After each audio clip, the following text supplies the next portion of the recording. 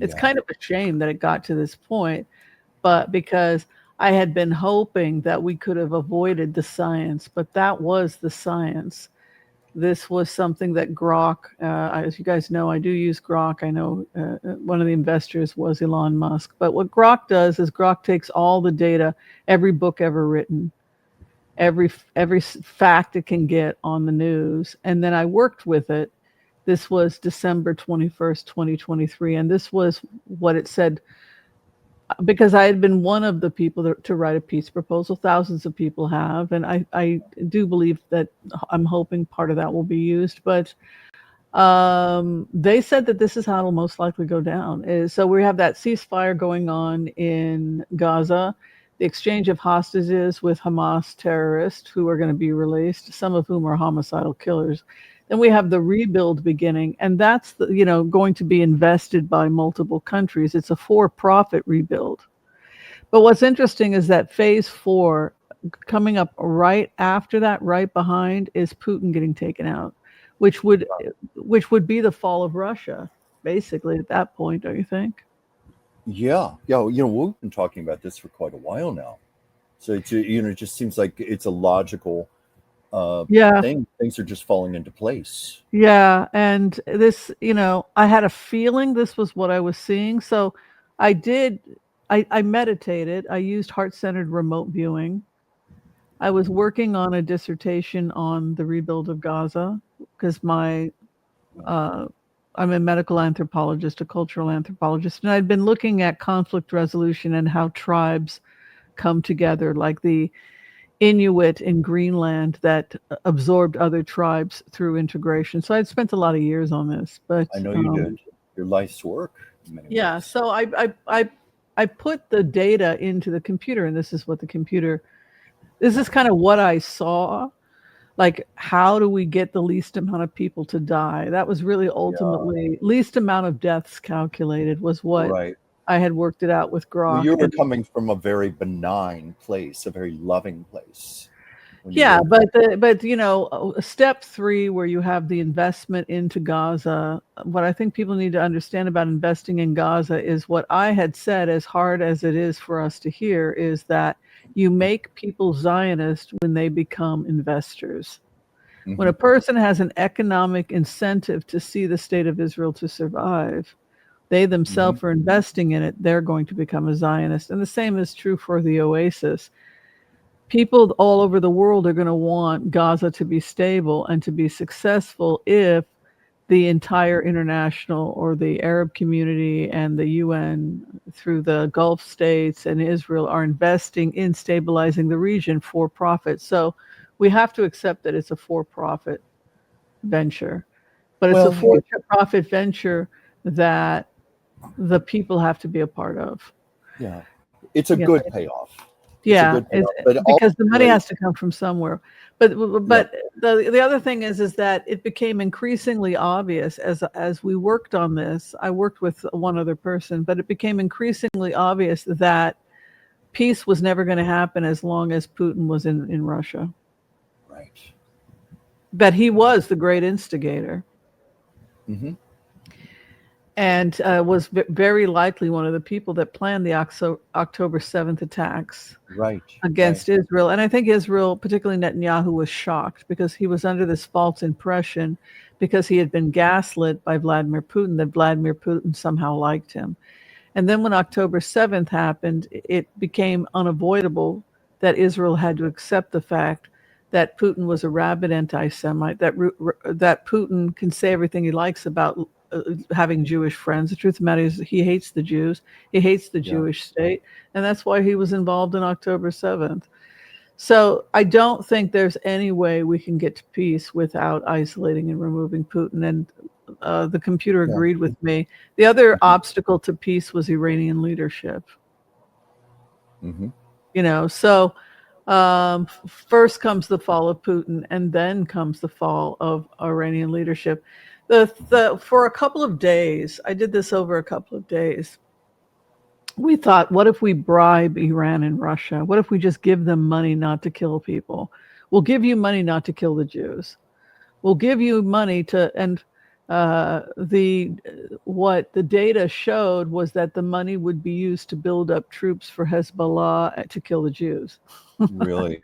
Yeah, I'm So not you can't surprised. pay the only thing that happens pay to play, which is what uh, Obama trying to pay them not to kill people, was Hmm. that it was disastrous, and a lot of people died because of that deal, because of this naive hope that Obama had that they could be paid not to slay. And in fact, what they did was they took all the money and they built up Hezbollah and basically occupied Lebanon and Gaza in Hamas also occupying Hezbollah in the north and Hamas, both of which were funded by Iran. So the money was the money, any profits or success Iran had was being used to take over the Middle East. It wasn't just Israel they wanted to take over. They wanted to take over Jordan. They wanted to take over Syria. They already had inroads in Syria. Assad was kind of the puppet of Iran. And so that was the reason why I think it became inevitable to Arab leadership that it was not sustainable to have Iran in the picture or Putin for that matter. Yeah. Any feelings you have about that? I think you pretty much have said it there. I don't know what more I could add to that.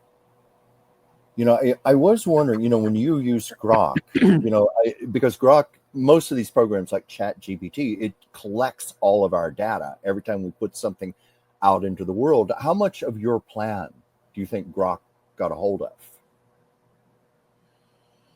Well, I wrote my plan with Grok, and then Oh, you I wrote it with sent Grok, it. of And course. then on Yeah, November 21st, Jonathan Conricus, who was the spokesman for the IDF, requested a copy that he okay. could give to the IDF War Cabinet.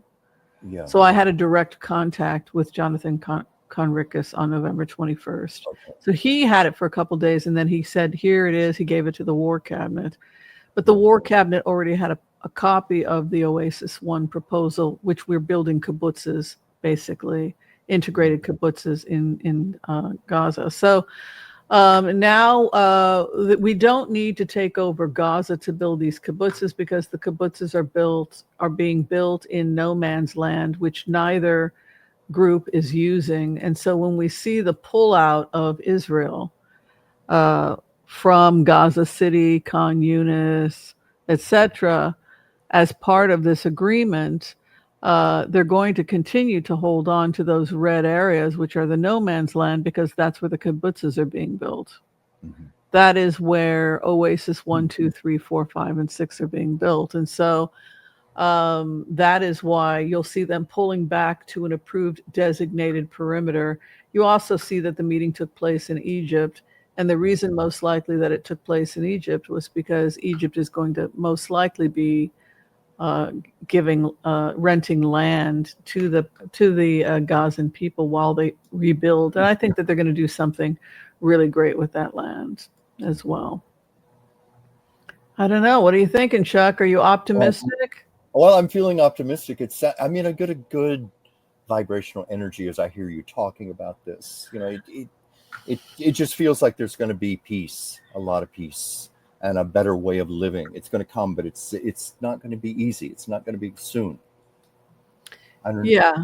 So here is the perimeters that we built. This is no man's land, which is a 2 mile stretch around both countries. And we also have a section that's currently under the military with Egypt, which is Oasis Sinai. So if we were to pull back Israel, I'm Israeli, and if we were to allow Egypt to help participate in policing the area um, in the north of Gaza, Uh-huh. then you would have a really good chance of making this work. And you can see that the perimeter area is where we placed so that we would not be invading on greater Egypt, I mean, greater Gaza, but that we Yeah. would be on those perimeters in areas of land not currently being used. And in fact, that is, look, what a coincidence. The same exact design that we have, the IDF uh, Yeah. I Whimsy. don't know. Something strange going on there. I don't know how that happened. In your own readings, in your own intuitive sense, how long do you realistically see this taking? That Well, there's a lot of some, money, and they want it, and you don't say no to people like MBS, Mohammed bin Salman, and they really want to build Oasis. So it isn't about the money; it's about the joy of knowing that they can. It's money is and profits, a lot of profits for Egypt, with desperate need of work for the people of Egypt. exactly. And I just think it's great if we can get an Oasis It that would hire it local feels so musicians. promising. Even the word oasis Yeah, and it's sounds it's their beautiful. own heritage. It's not like we're forcing like that. Trump wanted to do freedom zones, you Hmm. know, I and think Trump MBS. probably wanted Trump probably wanted to build hotels with the word Trump on the front of them. You know, Well, I might have had something to do with this. I don't know, but when Trump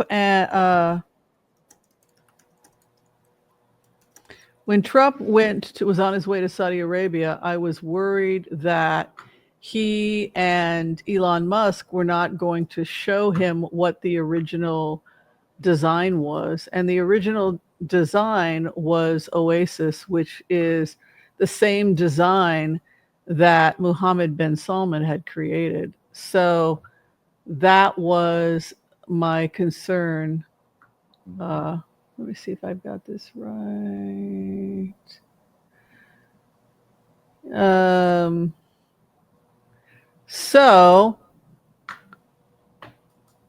what I did is I wrote Mohammed bin Salman uh, urgent letter to him through the consulate, etc. And I said, here is the original Oasis one.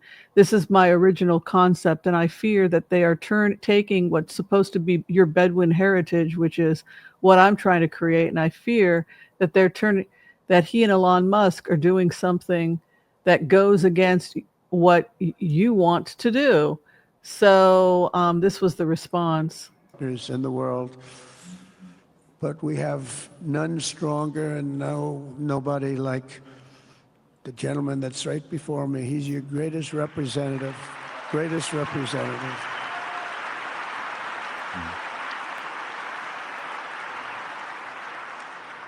And if I didn't like, And Elon Musk is sitting behind MBS, by the way. The guy in the suit, you can't see him fully, that's Elon. him, I'd get out of here so fast. You know that, don't you? He knows me well. I do. I like him a lot. I like him too much. That's why we give so much, you know? Too much. I like you too much. One of our great, great partners, no matter who we look to, and we have great partners in the world, but we have none stronger and nobody like the gentleman that's right before me. He's your greatest representative, greatest. So what happened during that speech is that I believe that there was some kind of a fight that happened. And I think that the fight happened because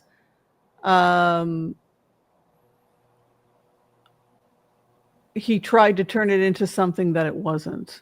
He tried to turn it into the Trump Tower, and that was not the original concept of Oasis that the Saudis had. What the Saudis and the Bedouins are trying to do is they're trying to go back to the original heritage, and the original heritage was a heritage of zones of peace and tolerance, and that it was not religious extremism at all. Rather, it was incredible tolerance. They had dancers, they had the LGBTQ community, they had entertainers, they had healers. Oasis was for everyone. It was one of the first democracies the world has ever known, and it was born of the Bedouin. And Abraham, the first Jew, was a Bedouin from Babylon who goes to Beersheba near the Negev, and he puts his tent up, and he has many children. Some of them are Jewish, the Jewish descendants, but he also had other descendants as well, which became part of the Muslim tradition. So that is where the Arab world is at. They want to rebuild Abraham's tent, and Trump isn't getting it. Trump is not getting that he didn't understand the culture he had walked into. View, but they understand, and we're doing what a lot of smart people would do, and we're not necessarily being politically correct. You saw what we did yesterday with healthcare. We've cut our healthcare by 50 to 90%. You're going to see drugs and pharmaceuticals come down at. Yeah, sure. I wanted to get to this point. Yeah, sure. Where he talks about Oasis, and he basically bows and says, okay, we're going to do it your way. Arabian Peninsula, beautiful place, by the way, beautiful place. Exactly. Thank you. Exactly 8 years ago this month, I stood in this very room and looked forward to a future in which the nations of this region would drive the forces of terrorism and extremism, drive them right out of existence, and take your place among the proudest, most prosperous, most successful nations anywhere in the world as leaders of a modern and rising Middle East. So exciting, so exciting. Mohammed, you sleep at night? How do you sleep? Huh? Just thinking.